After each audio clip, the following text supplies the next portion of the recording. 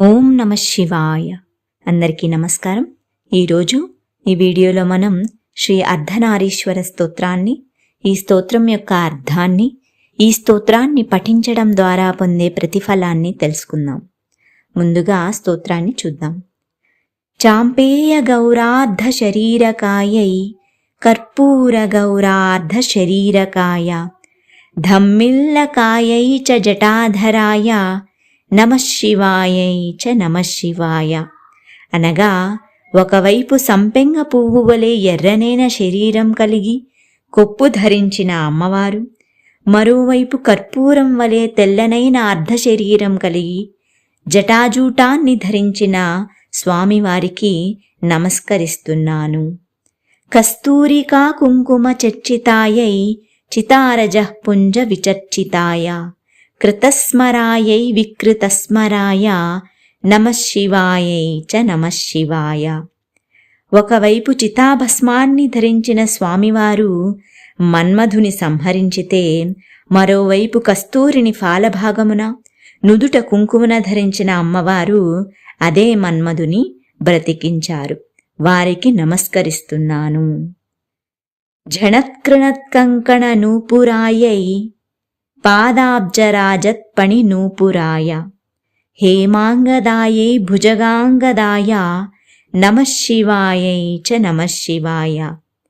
ఒకవైపు గల్లు గల్లుమని అందెలు బంగారు భుజకీర్తులు ధరించిన అమ్మవారు, మరోవైపు పాములను పాదాలకు చేతులకు ఆభరణాలుగా ధరించిన స్వామివారు, వారికి నమస్కరిస్తున్నాను. విశాల నీలోత్పలలోచనాయై వికాసిపంకేరుహలోచనాయ సమేక్షణాయై విషమేక్షణాయ నమః శివాయై చ నమః శివాయ. ఒకవైపు విశాలమైన నల్లని కలువ వంటి కన్నులు కలిగిన అమ్మవారు, మరోవైపు వికసించిన ఎర్రని తామరల వంటి త్రినేత్రాలతో స్వామివారు, వారికి నమస్కరిస్తున్నాను. మందారమాలా కలితాలకాయై కపాలమాలాంకిత కంధరాయ దివ్యాంబరాయై చ దిగంబరాయ నమః శివాయై చ నమః శివాయ. ఒకవైపు మందారాలను కురులలో అలంకరించుకొని దివ్యమైన వస్త్రాలను ధరించిన అమ్మవారు, మరోవైపు మెడలో కపాలమాలను అలంకరించుకొని దిగంబరుడైన పరమేశ్వరునకు నమస్కరిస్తున్నాను. అంబోధర శ్యామల కుంతలాయై తటిత్ప్రభాతామ్రజటాధరాయ నిరీశ్వరాయై నిఖిలేశ్వరాయ నమః శివాయై చ నమః శివాయ. ఒకవైపు నల్లని మేఘాలను పోలి ఉన్న కేశములు కలిగిన శక్తిస్వరూపిణి అయిన అమ్మవారు, మరోవైపు రాగిరంగు జటాజూటాన్ని కలిగి శివస్వరూపుడైన పరమేశ్వరునకు నమస్కరిస్తున్నాను. ప్రపంచ సృష్ట్యున్ముఖలాస్యకాయై సమస్త సంహారక తాండవాయ జగజ్జనన్యై జగదేకపిత్రే నమః శివాయై చ నమః శివాయ.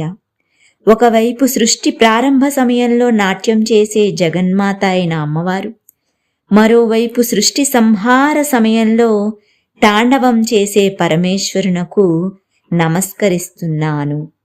ప్రదీప్త రత్నోజ్వల కుండలాయై స్ఫురన్మహాపన్నగ భూషణాయ శివాన్వితాయై చ శివాన్వితాయ నమః శివాయై చ నమః శివాయ. ఒకవైపు ప్రకాశించే కుండలములు ధరించి శివునితో కలిసిన అమ్మవారు, మరోవైపు మహాసర్పాలను అలంకరించుకొని అమ్మవారితో కలిసిన పరమేశ్వరునకు నమస్కరిస్తున్నాను. ఏతత్ పఠేదష్టకమిష్టదమ్యో భక్త్యా సమాన్యో భువి దీర్ఘజీవి ప్రాప్నోతి సౌభాగ్యమనంతకాలం భూయాత్ సదా తస్య సమస్త సిద్ధిః.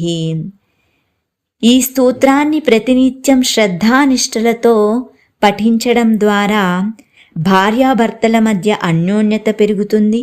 జీవితంలో వచ్చే ఒడిదుడుకులను తేలికగా ఎదుర్కొనేందుకు సహకరిస్తుంది. అన్ని రకాల దుష్ప్రభావాలు తొలగిపోయేందుకు సహకరిస్తుంది. ఆధ్యాత్మికత పెంపొందుతుంది. జీవించినంతకాలం సౌభాగ్యంతో ఉండేందుకు సహకరిస్తుంది. ఓం నమః శివాయ.